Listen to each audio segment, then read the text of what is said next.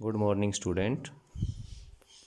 आज हम 11th class की ज्योग्राफी का चैप्टर 4 डिस्कस करेंगे, distribution of ocean and continent, यानी कि महाद्वीप और महासागरों का वितरण।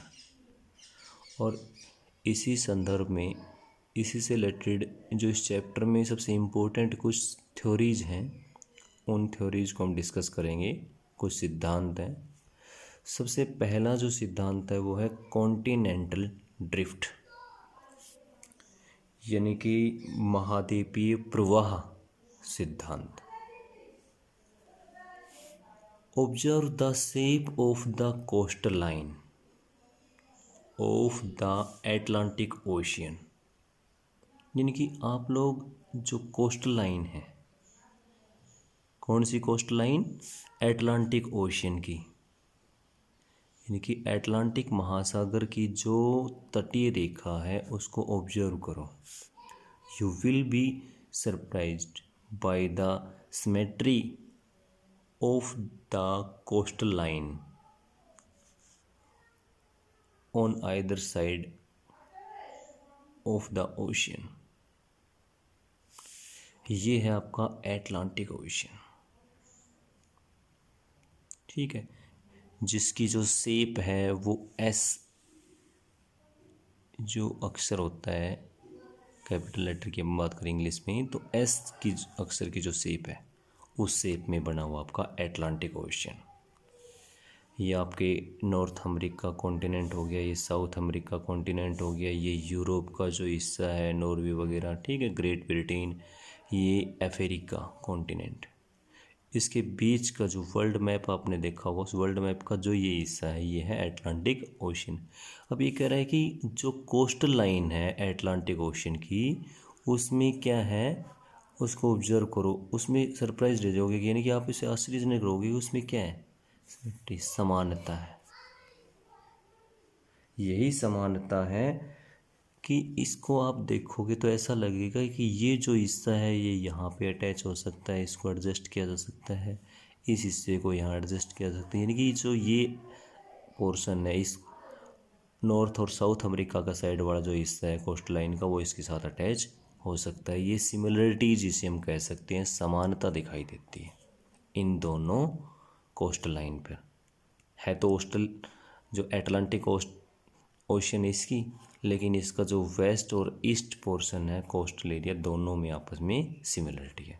और इसी सिमिलरिटी से रिलेटेड ही हमारी थ्योरी क्या है? कॉन्टिनेंटल ड्रिफ्ट थ्योरी, यानी कि इसी के आधार पर ये चीज़ें निकल के आई। अब सबसे पहले अगर हम बात करें तो कॉन्टिनेंटल थ्योरी की जो शुरुआत है, जिसे हम कहेंगे इसकी जो आइडियाज़ है वो कहाँ से आए? सबसे पहले अब्राहम ऑर्टेलियस थे 1596 में। उनके दिमाग में एक आइडिया है single landmass. Single landmass means ये जो हमारी अर्थ है वो कंप्लीट एक है, एक सिंगल है। जितने भी ये लैंडमास एरिया हैं, इट मीन्स जो लिथोस्फीयर जो पार्ट हमारा, जो क्रस्ट और अपर मेंटल का जो हिस्से का था, वो सब सिंगल था, एक जगह अटैच था। ये जो अलग अलग कॉन्टिनेंट्स थे ये नहीं थे। ये सिंगल लैंडमास का आइडिया कहाँ से आया था? 1596 में अब्राहम ऑर्टेलियस। फिर इसी आइडिया को एक मैप में कन्वर्ट किया, और उस मैप में कन्वर्ट किसने किया? एंटोनिया पेलेग्रिनी ने इसको एक ड्रॉ किया, एक मैप बना दिया, जैसा इसने आइडिया लिया था उसी आइडिया को, एक सिंगल लैंडमास की। और उसमें 3 जो कॉन्टिनेंट्स हैं उनको, 3 जो महाद्वीप हैं उनको एक साथ दिखाया गया है, और यहाँ ऑस्ट्रेलिया, इनको एक साथ दिखा करके एक मैप उस टाइम इसने ड्रॉ किया। उसी को आगे बढ़ाया, यानी कि हम कहेंगे एक थ्योरी के रूप में, जिसको परिवर्तित किया, बदलाव किया, एक थ्योरी के रूप में उसको रिप्रेजेंट किया, वो थे एल्फ्रेड वेगनर, जो जर्मन के थे, ठीक है। और जर्मन के एक बहुत बड़े, हम ये कहेंगे इसको, मौसमविद थे, मेट्रोलॉजिस्ट थे, मौसम विज्ञान से संबंधित जो इन्फॉर्मेशन देते हैं। उस एल्फ्रेड वेगनर ने कॉन्टिनेंटल ड्रिफ्ट थ्योरी बना दी 1912 में। इट मीन्स उन्होंने एक थ्योरी दी 1912 में, लेकिन इसकी स्टार्टिंग अगर हम बात करें, इस थ्योरी का आइडिया कहाँ से आया, वो कहाँ से स्टार्ट हुआ था, 1596 से, कि अब्राहम ऑस्ट्रेलियन के दिमाग में आया सिंगल लैंड मास। भाई ये पूरा जो land mass area, it means जो डिफरेंट आज के टाइम में जो कॉन्टिनेंट है वही इकट्ठे थे। फिर उसी को एक मैप में ड्रॉ करके दिखा दिया एंटोनिया ने। फिर उसी दोनों की सहायता के बाद इसको एक थ्योरेटिकल वे में डाल दिया, वो थे एल्फ्रेड वेगनर। कॉन्टिनेंटल थ्योरी थी 1912 में, 1912। अब इस थ्योरी में क्या है कि कॉन्टिनेंटल जो थ्योरी की बात कर रहे हैं हम, कॉन्टिनेंटल ड्रिफ्ट थ्योरी की बात कर रहे हैं, महाद्वीपों के प्रवाह से संबंधित जो सिद्धांत की बात कर रहे हैं, उसकी सबसे इम्पोर्टेंट चीज़ क्या है कि उस थ्योरी को इसने इस डायग्राम के आधार पर आप इसको समझेंगे कि जो एल्फ्रेड वेगनर है उसने इनके जो मैप के आधार पर इस थ्योरी को किस तरह से एक्सप्लेन किया, किस तरह से इसका हम कहेंगे इसको समझाया कि जो हमारी अर्थ है, जो पृथ्वी है, ये जो पृथ्वी थी उस टाइम उसने माना भाई ये हमारी अर्थ है, मान लो ये डिफरेंट जो अलग अलग आज जो हमें दिखाई देते हैं ये सभी को मैंने इकट्ठा कर दिया, मान लो ये हमारे अलग अलग कॉन्टिनेंट्स थे और ये सारे कॉन्टिनेंट आपस में अटैच थे, जुड़े हुए थे एक दूसरे। और इस कंप्लीट ये सिंगल लैंडमास एरिया जिसे कहते हैं, इस सिंगल लैंडमास एरिया को उस टाइम नाम दिया गया था पेंजिया। क्या नाम था? पेंजिया। पेंजिया का मतलब कंप्लीट लैंडमास एरिया। जितना भी आपका कॉन्टिनेंट है, जितने भी कॉन्टिनेंट थे वो संपूर्ण कॉन्टिनेंट इसमें आ गए। सारे महाद्वीप जो आज 7 महाद्वीप है ना, वो सारे सिंगल लैंडमास एरिया में पूरा का पूरा में कहेंगे इकट्ठा था, एक जगह जुड़ा हुआ था।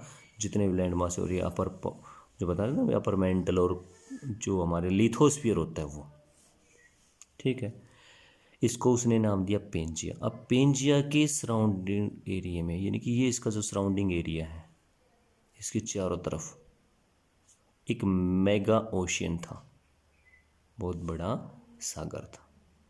और इस ओशियन को क्या नाम था? पैंथालासा। इस ओशियन का नाम था पैंथालासा। कि जो ये सिंगल लैंडमास एरिया है, इसके सराउंडिंग एरिया में, जोन में एक मेगा ओशियन था, उस मेगा ओशियन का नाम था पैंथालासा। ये किसके आधार पर है? According to continental drift theory, जिसको 1912 में दिया गया था एल्फ्रेड वेगनर, जो जर्मन के थे। ठीक, अब ये कह रहा है कि जो ये पेंजिया था ये 2 पार्टों में था। जब इसमें मूवमेंट स्टार्ट हुआ तो अपर पार्ट जो था, ऊपरी जो हिस्सा था, नॉर्थ का जो हिस्सा हम कह सकते हैं इसको, वो था लारेशिया। और साउथ का जोन था वो था गोंडवाना लैंड। अब नॉर्थ और साउथ जो एरिया है, इन दोनों के बीच में एक नैरो, एक संकीर्ण छोटा सा सी था। जैसे नैरो होता संकीर्ण, इस तरह से, उसका नाम था टेथिस सी। टेथिस सी, जिसे आज हम कहते हैं, टेथिस सी के स्थान पर आज जो हमारा हिमालय माउंटेन एरिया है ना, वो टेथिस सी के स्थान पर ही है। हिमालय माउंटेन एरिया, जो हिमालय पर्वतीय श्रेणी, ये बताया था कॉन्टिनेंटल जो ड्रिफ्ट थ्योरी, उसके आधार पर भी कंप्लेन लैंडमास एरिया का नॉर्थ का हिस्सा लारेशिया, साउथ का हिस्सा पैंथालासा, दोनों के बीच में एक नैरो जो सी था उसका टेथिस सी। इसके सराउंडिंग जोन में जो एक मेगा ओशियन था, उस मेगा ओशियन को नाम उसने दिया था पैंथालासा। अब अकॉर्डिंग टू वेगनर, यानी कि वेगनर के आधार पर कह रहा है कि 200 मिलियन ईयर्स, 200 मिलियन ईयर्स, अगर हम 200 वर्षों की बात करें, लगभग हम बात करें भी इसके आधार पर कि लगभग 20 करोड़ वर्ष पहले इसमें जो मूवमेंट है वो शुरू हुआ। 200 मिलियन ईयर पहले इसमें मूवमेंट शुरू हुआ। अब आप ये कहोगे कि इसमें मूवमेंट हुआ क्या, कौन से इसके रीजन थे, वो इसने कहीं पर भी डिस्कस नहीं किए, या ना कहीं पर भी उसको नहीं समझाया कि भाई कैसे इसमें मूवमेंट शुरू हुआ, कैसे ये डिफरेंट जो आपके लैंडमास थे जो आज डिफरेंट कॉन्टिनेंट में डिवाइड है, कैसे सेपरेट शुरू हो गए, इसमें मूवमेंट का रीजन क्या है, ये इसने सब प्लेट मूवमेंट का जो रीजन था वही रीजन इसमें भी एक्सप्लेन कर दिया, ऐसा इसमें कहीं जिक्र नहीं किया। अब बात कर रहे हैं लारेशिया और गोंडवाना लैंड। यानी कि ये नॉर्थ का हिस्सा लारेशिया और साउथ का हिस्सा गोंडवाना लैंड। लारेशिया में जो आज के टाइम की अगर हम बात करें, सेंट्रल एशिया है, यूरोप और नॉर्थ अमेरिका है, जो आज के टाइम के जो हमारे हम कहेंगे जो कॉन्टिनेंट है वो किसके हिस्से थे, नॉर्दर्न हेमोस्फीयर जिसे हम कहते हैं ना, लारेशिया के हिस्से थे। साउथ जो गोंडवाना लैंड था according to Wegener continental drift theory, उसमें साउथ में कौन कौन से जो आज के अफ्रीका है, साउथ अमेरिका है, इंडिया जो है था, ठीक है, ये इसी का हिस्सा था, क्योंकि इंडिया का जो नॉर्थ पोर्शन है वहीं पे तो आपका टेथिस सी है जहाँ पे हिमालय माउंटेन एरिया बना है, ठीक। फिर अंटार्कटिका एंड ऑस्ट्रेलिया, ये सारा साउथ का हिस्सा था। ये मूवमेंट हुआ कैसे, ये सेपरेट होना स्टार्ट हो गई कैसे, ये चीज़ हुई। अब ये कह रहा है कि ये जो आप चीज़ बता रहे हो अभी, इसमें जो सिमिलरिटी दिखाई देती है, सिमेट्री जो आप बात कर रहे थे कोस्टल एरिया में, ठीक है, या फिर वैगनर ने एक थ्योरी दी है कॉन्टिनेंटल, ये सब चीज़ें समान है। ये हम कैसे प्रूव करेंगे कि हाँ ये थ्योरी जो दी गई थी वो सही है कि नहीं है। इस थ्योरी के लिए सबसे जो इम्पोर्टेंट चीज़ थी, इस थ्योरी को समझाने के लिए उसने कुछ एविडेंस दिए हैं, और जो एविडेंस दिए थे वो एविडेंस के आधार पर ही हम इसको प्रूव करेंगे कि ये जो वैगनर जो कह रहा है वो बात सही है। तो सबसे पहला उसने एविडेंस दिया था, सबसे पहला जो सबूत दिया था वो था द मैचिंग ऑफ कॉन्टिनेंट्स, यानी कि जो भी आपके कॉन्टिनेंट हैं, महाद्वीप हैं, उनमें किस तरह की समानता है। इसको एक नाम दिया गया था जिग्सा फिट। और सबसे जो इसका बेस्ट एग्जाम्पल था, जो सबसे अच्छा एग्जाम्पल था, वही साउथ अमेरिका और अफ्रीका का जो कोस्टल एरिया है। ये मैचिंग की बात कर कि ये जो आपका ब्राज़ील का जो कोस्टल एरिया है, ये घाना का जो कोस्टल एरिया है, यानी अफ्रीका का ये सिरा, ये इसके साथ अटैच किया जा सकता है। इसमें मैचिंग है, सिमिलरिटी है, समानता है। ये एक सबसे बड़ी इसकी एविडेंस माना गया था कि सिंगल लैंड मास एरिया होता था और उसी में से टूट करके ये सेपरेट हुआ है। ये इस चीज़ का प्रूफ है कि अगर इसको हम वापस एक कंप्यूटर एक्सपर्ट की तरह, जैसे कार्टोग्राफी नहीं होते उनके सहायता से इसको, और इसको 1964 में इसको प्रूव भी कर दिया था। जो ब्रूट्स था वो एक कंप्यूटर एक्सपर्ट था, उसने इन दोनों को कंप्यूटर की सहायता से इन दोनों कॉन्टिनेंट को अटैच करके दिखा दिया था। कंप्यूटर की सहायता से मान लो साउथ अमेरिका के एक पार्ट को और उसके साथ अटैच कर दिया, जैसे मैपिंग बनाते हैं ना, इस तरह से कंप्यूटर की सहायता से उसने इसको अटैच कर दिया था 1964 में। इस सिमिलरिटी के आधार पर एक पक्का एविडेंस माना जाता है कि जो कोस्टल एरिया हैं अलग अलग कॉन्टिनेंट्स की कुछ एक जगह पे, उनको अच्छी तरह से मैच किया जा सकता है, उनको फिक्स किया जा सकता है। कंप्यूटर जो प्रोग्राम्स की सहायता से इसको अटलांटिक के कोस्टल एरिया को उसने अटैच करके दिखाया था। और ये 1000 फैदम तक नीचे तक की जो एरिया है उसको, ये फैदम जो ओशन कोस्टल का जो पॉइंट होता है, नीचे तक की जो गहराई होती है उसके आधार पर भी इसको अटैच किया था। यानी कि ऊपर से इसको देखा, नीचे तक की जो इसकी बाउंड्रीज थी उनको अटैच करके इसने शो कर दिया था। भाई ये बिल्कुल सही सीधे बैठा था उस हिसाब से कि कंप्यूटर की सहायता।